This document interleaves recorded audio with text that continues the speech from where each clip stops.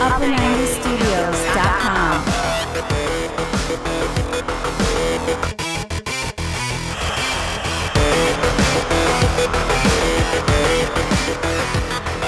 Hey, what's up guys? Welcome back to the channel. On today's video, I'm going to show you why trusting yourself is more important than being right. One transfer is already confirmed, and there could be more before deadline. I'm also going to reveal my top picks and transfer plan for the blank Game Week 28.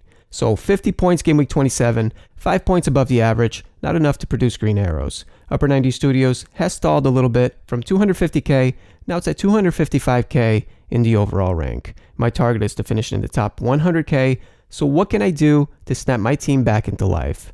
First, I want to identify the weaknesses. That's why I break down my players' performances every single week. Next, I want to commit to a plan without holding back. I wanted to play Vardy against Manchester City, then I would benefit from a swing in Leicester's fixtures, starting with Norwich Game Week 28, when other players have a blank. In my mind, I'm grouping Game Week 27 and Game Week 28, and possibly longer when tallying up the scores. It's a similar thought process with a wildcard. If it delivers a low score in the very next game week, that happens to all of us, analyze your progress after 2 to 3 game weeks instead. And finally, make calculated decisions using your intuition and research. Let's see this in action, starting with the Game Week 27 review. Dean Henderson, 2 points. More worrying that the goal conceded was the injury to Enda Stevens, who started every single game for Sheffield United this season. If he's out long term, it could affect their clean sheet potential. While we're on the goalkeeper, VAR has had a huge impact in fantasy this season. The officials on the pitch have the best view to judge the emotion of the players, the speed and angles in the tackle, the player's intention, and they're no longer in charge. VAR stands for a video assistant referee. By definition, an assistant is a person who assists a senior person. An assistant is second in command. If the referee is the most qualified, why isn't he watching the replays on the pitch side monitor? On the previous video, I identified the last defender spot as a possible weakness, so I sold James Tompkins for Jack Stevens, and I started him. The initial plan was to play Lascelles Game Week 27, then Newcastle conceded 4 goals against Arsenal, so I changed my mind. Stevens kept a clean sheet for 6 points, Lascelles 1 point. Another plus was the performance of the Liverpool players against West Ham. Champions League hangover in the first half, unbelievable scoring potential in the second. I've preferred Trent and Robertson over Van Dijk and Gomez because the fullbacks rival even the best midfielders with the amount of chances they create. Alexander-Arnold was incredible, 10 points from 2 assists, 19 crosses, and he could have easily been on the score sheet. Robertson provided the assist for Salah, and he set him up to score a few times. Liverpool had conceded just 1 goal in their last 11 league games before West Ham, so we'll see if they can keep out Watford Game Week 28. Danny Ings blanked, but he had a solid game and deserved a goal. I can remember a great chance in the 18th minute when he got behind Mings and tried to go through the legs of Reina instead of curling it around him. 28 shots for Southampton, 9 on target, and Ings was subbed at 70 minutes for an early rest. Raul Jimenez, 5 points. He has been so close to scoring in recent games, so you could see a bit of frustration and relief when he smashed the ball into the open net. Now the concerns. Adama Traore, 1 point, benched for the second game in a row. I don't know whether he's being rested with the Europa League in mind, or managed after suffering 2 knocks against United a few weeks ago.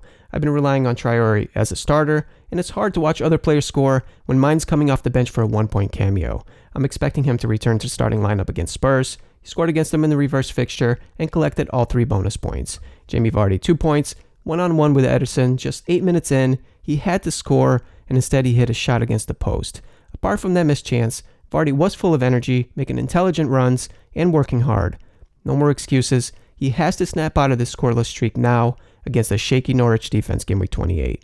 Those are the weaknesses. Now it's time to commit to a plan. Here are the top picks for the blank Game Week 28. Jamie Vardy, Ricardo Pereira are premium options with a high point ceiling. Harvey Barnes and Soyuncu offer great value. Since I already have Madison, it's easier to keep him. If I was in the market for a Leicester midfielder, I might consider the cheaper Barnes instead, although he was benched Game Week 27. I can understand a more defensive lineup against Manchester City. We'll see if Rodgers will be more aggressive with a run of fixtures against weaker defenses.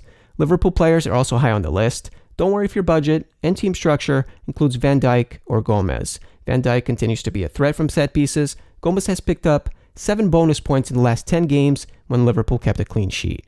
Now here's my watch list. The only player whose score I can predict with 100% certainty is Aubameyang. 0 points this week. 130,000 transfers in and counting. So many fantasy managers unaware of Arsenal's blank and they made a mistake. Or could this be automated scripts using duplicate accounts to manipulate the transfer market?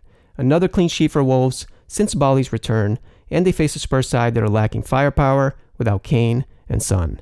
Richarlison and Calvert-Lewin were an absolute nightmare for Arsenal defenders. Had their final ball and finishing been on, could have easily been a hat-trick for Calvert-Lewin and a hat-trick of assists for Richarlison. The concern is the fixtures. Richarlison was given so much time and space by Arsenal. Now he faces one of the best fullbacks one-on-one, Wan-Bissaka. Calvert-Lewin will battle Maguire in the air. Bruno Fernandes, 14 points. He was awesome against Watford. It's another tricky situation with the fixtures, but in his case, United have shown that they can raise their level against the better sides this season. He's also on penalties, which should increase his scoring potential. Shane Long, 9 points, continues to earn his place on my watch list at a bargain $4.6 million, and I've also added Diogo Jota, 16 points, who's on a hot scoring streak. Those are the players on my mind, so what's the plan for Game Week 28? Since my goalkeeper has a blank, Nick Pope is my first transfer. I've already done this, and that's plan A. Transfers out, Button, transfers in, Pope. Pope steps in this week, then Henderson comes back for Game Week 29 and Game Week 30 against Norwich and Newcastle. This makes it 11 players for the blank Game Week 28 without a hit. Henderson, De Bruyne, and Grealish have a blank. Going without a bench this week is a compromise to hold 2 free transfers as we push closer to an even bigger blank Game Week 31. Plan B would be 3 transfers for a -4 hit. Transfers out, Button, Grealish, Maddison. Transfers in, Pope, Fernandes, Barnes. Since Leicester played the first game on Friday, Plan B wouldn't come until super close to deadline after the early lineups are revealed. This buys more time to watch United and Wolves in the Europa League on Thursday while avoiding early transfers.